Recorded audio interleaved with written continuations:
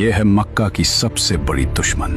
یہ ہے وہ عورت جو نبی کریم صلی اللہ علیہ وسلم کے راستے میں کانٹے بچھایا کرتی تھی. مکہ کی گلیوں میں تیرا سچ نہیں چلے گا محمد. یہاں ہم کانٹے بچھاتے ہیں، پھول نہیں. آج اسی گلی سے اس کا گزر ہوگا. جس راہ سے رحمت عالم صلی اللہ علیہ وسلم کا گزر ہونا ہوتا، وہاں وہ نفرت اور عداوت کے بیج بو دیا کرتی تھی. اس نے سمجھا تھا کہ وہ نور کو کانٹوں سے روک لے گی، مگر اسے خبر نہ تھی کہ کانٹے تو پھولوں کے راستے روک سکتے ہیں، خدا کے فیصلوں کو نہیں. آئیے جانتے ہیں ابو لہب اور اس کی بیوی ام جمیل کے اس دور کو جب مکہ کی گلیوں میں نفرت اور سرمایہ داری کا نشہ اپنے عروج پر تھا. یہ کہانی اس دور سے شروع ہوتی ہے جب مکہ کی فضاؤں میں پہلی بار لا الہ الا اللہ کی صدا گونجی. ارے کہاں جا رہے ہوں؟ تمہیں خبر نہیں؟ ایک سچے پیغام دینے والے نے پہاڑی پر سب کو بلایا ہے. مگر اس ہجوم میں دو ایسے چہرے بھی تھے جن کی آنکھوں میں نفرت اور غصہ اتر آیا تھا: ابو لہب اور اس کی بیوی ام جمیل. وہ جہاں قدم رکھیں گے وہاں میری نفرت کے کانٹے ہوں گے. 3 برس تک حضور اقدس صلی اللہ علیہ وسلم انتہائی پوشیدہ طور پر نہایت رازداری کے ساتھ تبلیغ اسلام کا فرض ادا فرماتے رہے. اس درمیان میں عورتوں میں سب سے پہلے حضرت بی بی خدیجہ رضی اللہ عنہا، اور آزاد مردوں میں سب سے پہلے حضرت ابو بکر صدیق رضی اللہ عنہ، اور لڑکوں میں سب سے پہلے حضرت علی رضی اللہ عنہ، اور غلاموں میں سب سے پہلے حضرت زید بن حارثہ رضی اللہ عنہم اجمعین ایمان لائے. 3 برس کی اس خفیہ دعوت اسلام میں مسلمانوں کی ایک جماعت تیار ہو گئی، اور خداوند تعالیٰ کا حکم ہوا کہ اے محبوب، آپ اپنے قریبی خاندان والوں کو خدا سے ڈرائیں. تو حضور علیہ السلام نے ایک دن کوہ صفا کی چوٹی پر چڑھ کر یا معاشر قریش کہہ کر قبیلہ قریش کو پکارا. جب سب قریش جمع ہو گئے تو آپ نے فرمایا کہ اے میری قوم، اگر میں تم لوگوں سے یہ کہہ دوں کہ اس پہاڑ کے پیچھے ایک لشکر چھپا ہوا ہے جو تم پر حملہ کرنے والا ہے، تو کیا تم لوگ میری بات کا یقین کر لو گے؟ تو سب نے ایک زبان ہو کر کہا کہ ہاں ہاں، ہم یقیناً آپ کی بات کا یقین کر لیں گے، کیونکہ ہم نے آپ کو ہمیشہ سچا اور امین ہی پایا ہے. آپ نے فرمایا کہ اچھا، تو پھر میں یہ کہتا ہوں کہ میں تم کو عذاب الہی سے ڈرا رہا ہوں، اور اگر تم لوگ ایمان نہ لاؤ گے تو تم پر عذاب الہی اتر پڑے گا. اس مجلس میں ابو لہب بھی تھا. وہ کہنے لگا، کیا ہمیں یہاں اسی لیے جمع کیا گیا تھا؟ تم نے آج ہمارا وقت برباد کیا اور ہمارے دین پر انگلی اٹھائی. تیرا ناس ہو! کیا اسی بےہودہ بات کے لیے تو نے پورے قریش کو پکارا تھا؟ یہ سن کر تمام قریش، جن میں آپ کا چچا ابو لہب بھی تھا، سخت ناراض ہو کر سب کے سب چلے گئے. ابو لہب کی اس بدتمیزی اور بربادی ہو تیری کہنے کے فوراً بعد آسمان سے فیصلہ آ گیا. اللہ تعالیٰ نے اسی وقت سورہ لہب نازل فرمائی، جس میں ابو لہب کی تباہی کی خبر دی گئی. تبت یدا ابی لہب وتب ما اغنى عنه ماله وما كسب سيصلى نارا ذات لهب وامرأته حمالة الحطب في جيدها حبل من مسد. یعنی ابو لہب کے دونوں ہاتھ ٹوٹ گئے اور وہ خود بھی ہلاک ہو گیا. نہ اس کا مال اس کے کام آیا اور نہ جو اس نے کمایا. وہ ضرور بھڑکتی ہوئی آگ میں داخل ہوگا، اور اس کی بیوی بھی جو لکڑیاں اٹھانے والی ہے. اس کی گردن میں مونچھ کی رسی ہوگی. یہ آسمانی فیصلہ سن کر وہ سدھرے نہیں، بلکہ ان کے تن بدن میں آگ لگ گئی. ابو لہب اور اس کی بیوی ام جمیل کی دشمنی اب جنون نہ بدل چکی تھی. ام جمیل مکہ کے طاقتور سردار ابو سفیان کی بہن تھی، جسے دنیا ام جمیل کے نام سے جانتی تھی. اس کے گلے میں ہر وقت ایک قیمتی ہار چمکتا رہتا تھا، لیکن اس کا دل اتنا ہی کالا تھا.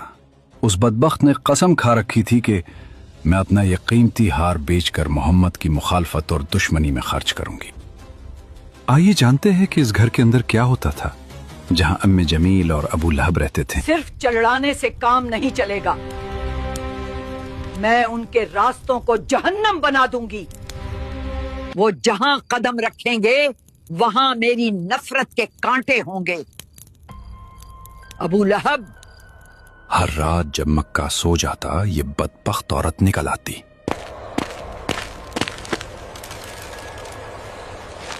अपने नाजुक हाथों से कांटे जमा करती और उन रास्तों पर बिछा देती जहां से हुजूर सल्लल्लाहु अलैहि वसल्लम फजर के लिए गुजरा करते थे। कुछ दिनों बाद जब उस मगरूर औरत ने सुना कि रब्बे कायनात ने उसका नाम लेकर उसे ईंधन ढोने वाली कहा है, तो उसका तकब्बुर पाश पाश हो गया।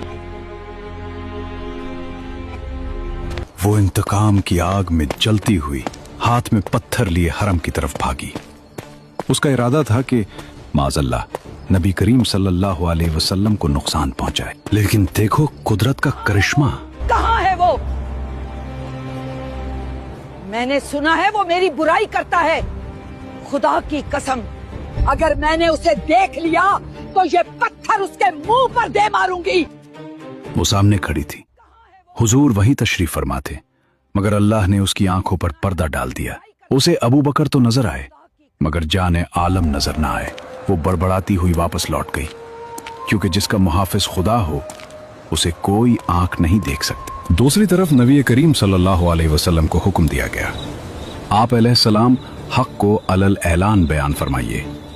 चुनाचे उसके बाद आप अलानिया तौर पर दीन इस्लाम की तबलीग फरमाने लगे, शिर्क व बुत परस्ती की बुराई फरमाने लगे, और तमाम कुरैश बल्कि तमाम अहले मक्का बल्कि पूरा अरब आपकी मुखालिफत पर कमर बस्ता हो गया, और हुजूर अलैहिस्सलाम और मुसलमानों की इज़ारसानियों का एक तूलानी सिलसिला शुरू हो गया।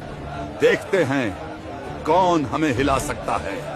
इधर अबू लहब और उम्मे जमील दोनों मियां बीवी की दर्दनाक मौत होनी थी, और फिर वक्त ने पलट खाया। कुरान की बात सच साबित हुई। अबू लहब पर अदसा बीमारी का कहर टूटा। उसके जिस्म से ऐसी बदबू फूटी कि उसके अपने बेटों ने उसे छोड़ दिया।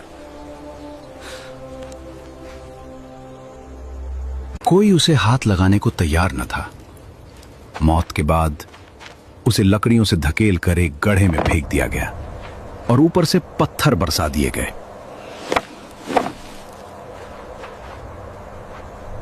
और वो लकड़ियां ढोने वाली उम्मे जमील, जिस रस्सी से वो नबी के रास्ते में कांटे लाती थी, एक दिन जंगल में थक कर बैठी तो वही रस्सी फिसल कर उसके गले का फंदा बन गई। उसका कीमती हार धरा का धरा रह गया और मूंछ की रस्सी ने उसका किस्सा तमाम कर दिया। अबू लहब की साजिशें नाकाम हो चुकी थीं, लेकिन अब मक्का की जमीन कमजोर मुसलमानों पर तंग की जा रही थी। जुल्म का एक नया दौर शुरू हुआ, जिसका कमांडर अबू जहल था।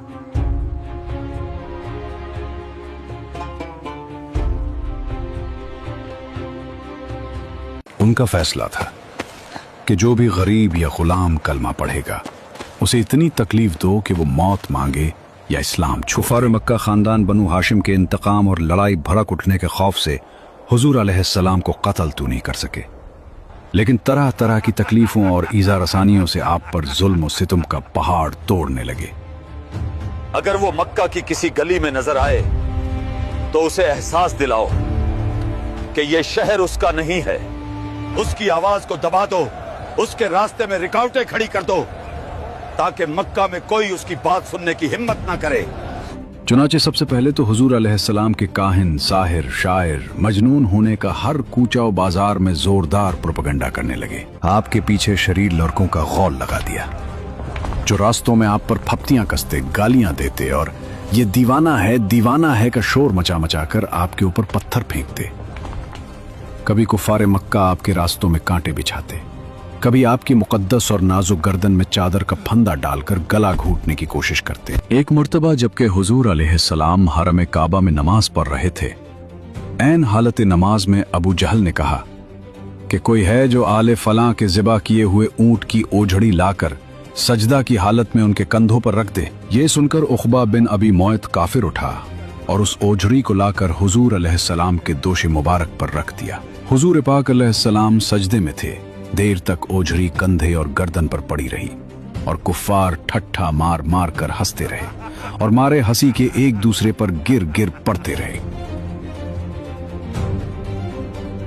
आखिर हजरत बीबी फातिमा रदियल्लाहु ताला, जो उन दिनों अभी कम सिन लड़की थी, आए और उन काफिरों को बुरा भला कहते हुए उस ओझड़ी को आपके दोशे मुबारक से हटा दिया। हुजूर सल्लल्लाहु अलैहि वसल्लम के क़ल्ब मुबारक पर कुफ़ार कुरैश की इस शरारत से इंतहाई सदमा गुजरा और नमाज से फारिग होकर 3 मरतबा ये दुआ मांगी कि अल्लाहुम्मा अलैका बिकुरैश, यानी ए अल्लाह तू कुरैश को अपनी गिरफ्त में पकड़ ले। फिर अबू जहल, अक़बा बिन रबिया, शैबा बिन रबिया, वलीद बिन उक़बा, उमैया बिन खल्फ का नाम लेकर दुआ मांगी कि इलाही तू उन लोगों को अपनी गिरफ्त में ले ले। हजरत बिलाल रजी अल्लाह अन्हु, जो उमैया बिन खल्फ काफिर के गुलाम थे, उनकी गर्दन में रस्सी बांधकर कूचा बाजार में उनको घसीटा जाता था। उनकी पीठ पर लाठियां बरसाई जाती थी और ठीक दोपहर के वक्त तेज धूप में गरम गरम रेत पर उनको लिटाकर इतना भारी पत्थर उनकी छाती पर रख दिया जाता था कि उनकी जबान बाहर निकल आती थी। उमैया काफिर कहता था कि इस्लाम से बाज आ जाओ, वरना इसी तरह घुट घुट कर मर जाओगे। मगर इस हाल में भी हजरत बिलाल रजी अल्लाह अन्हु की पेशानी पर बल नहीं आता था और बुलंद आवाज से कहते थे, खुदा एक है, खुदा एक है।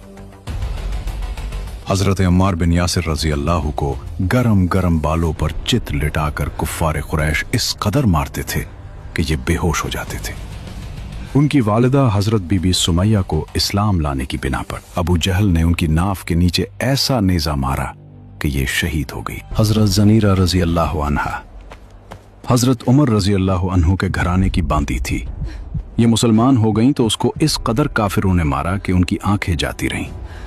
मगर खुदावंद ताला ने हुजूर अक़दस सल्लल्लाहु अलैहि वसल्लम की दुआ से फिर उनकी आंखों में रोशनी अता फरमा दी। तो मुशरिकीन कहने लगे, ये मोहम्मद के जादू का असर है। हजरत अबू ज़र गफारी रज़ी अल्लाह ताला अन्हु जब दामन इस्लाम में आए तो मक्का में एक मुसाफिर की हैसियत से कई दिन तक हरम काबा में रहे। ये रोजाना जोर जोर से चिल्ला चिल्ला कर अपने इस्लाम का ऐलान करते थे और रोजाना कुफार कुरैश उनको इस कदर मारते थे कि ये लहूलहान हो जाते थे और इन दिनों में आब जमजम के सिवा उनको कुछ भी खाने पीने को नहीं मिला। वाज़ेह रहे कि कुफार मक्का का ये सुलूक सिर्फ गरीबों और गुलामों ही तक महदूद नहीं था, बल्कि इस्लाम लाने के जुर्म में बड़े बड़े मालदारों और रईसों को भी उन